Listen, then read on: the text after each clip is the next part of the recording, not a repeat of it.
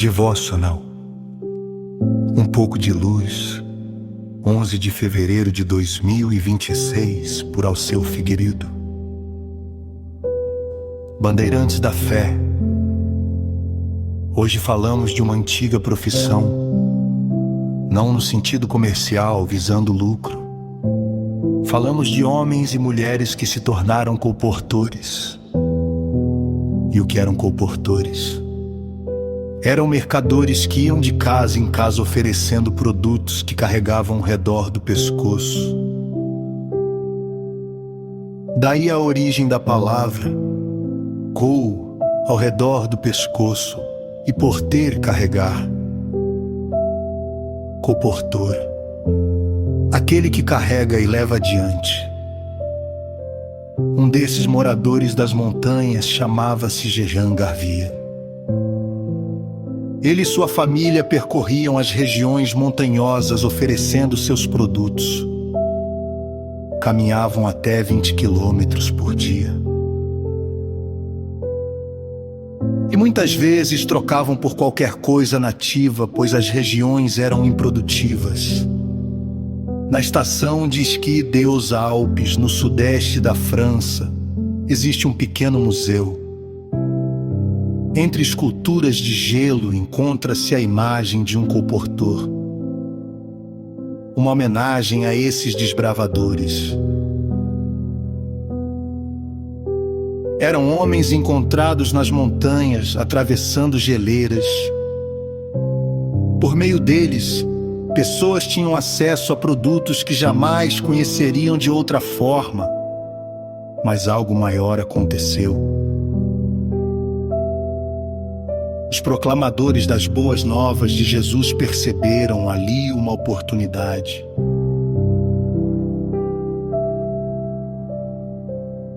Passaram a distribuir Bíblias e literaturas cristãs,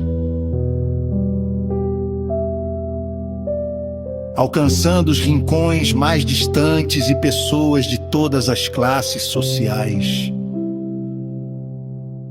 Não buscavam riqueza, visavam apenas o sustento. O verdadeiro desejo era disseminar suas crenças e convicções. Abraçaram a colportagem como ministério. Alguns arriscando a própria vida. Eles surgiram na Idade Média em plena Renascença. O comércio livreiro estava em expansão. No século XVI, a Europa produziu entre 140 e 200 milhões de livros. Um quarto deles publicado em Lyon, na França, aos pés dos Alpes, um dos maiores centros de impressão da época. Foi também nesse período que surgiram os chamados contrabandistas de Deus. Livros e folhetos religiosos começaram a questionar os desvios da igreja. E para intensificar ainda mais as discussões, as Bíblias passaram a ser impressas primeiro em latim e logo depois em idiomas comuns, ao alcance do povo. O clero não gostou. As mentiras religiosas vinham à tona.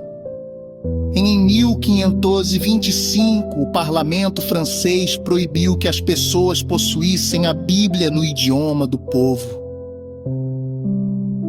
Mas os valentes homens de Deus não recuaram.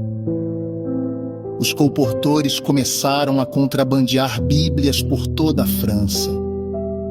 Um deles, ainda jovem, chamado Pierre Chapot, foi preso e executado em 1546. Isso não arrefeceu o ânimo dos demais. Pelo contrário, fortaleceu-os. Em 1551, a França endureceu ainda mais. proibiu os colportores, alegando que transportavam secretamente Bíblias vindas da Genebra protestante. O clero católico se julgava o único intérprete autorizado das Escrituras, mas os colportores continuaram. Bíblias eram escondidas em barris de vinho com fundo falso, em tonéis cheios de castanhas, ou nos porões dos navios. Denis Levar também foi executado. Viviam em constante perigo. Para combater a distribuição das Escrituras, a Igreja passou a divulgar livros sobre a vida dos chamados santos. Mas até mesmo zelosos católicos jansenistas, considerados heréticos, juntaram-se aos colportores. E assim, a luz foi se espalhando. Milhares foram alcançados, milhares agraciados com a bênção da salvação. Hoje vemos pregadores engravatados, em púlpitos confortáveis, onde não é permitido o contraditório. Posicionam-se como oráculos, como se ao abrirem a boca fosse o próprio Deus falando. E questioná-los fosse blasfêmia. Esquecem-se da história, esquecem-se das lutas, esquecem-se do preço pago para que a verdade chegasse até nós.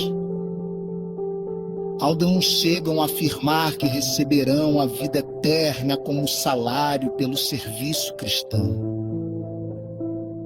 Mas a palavra declara: o salário do pecado é a morte, mas o dom gratuito de Deus é a vida eterna. Romanos 6, 23. A salvação não é recompensa, não é pagamento por fidelidade, é dom, é graça. E como disse o Senhor em Lucas 17, versículo 10, somos servos inúteis, fizemos somente o que devíamos fazer.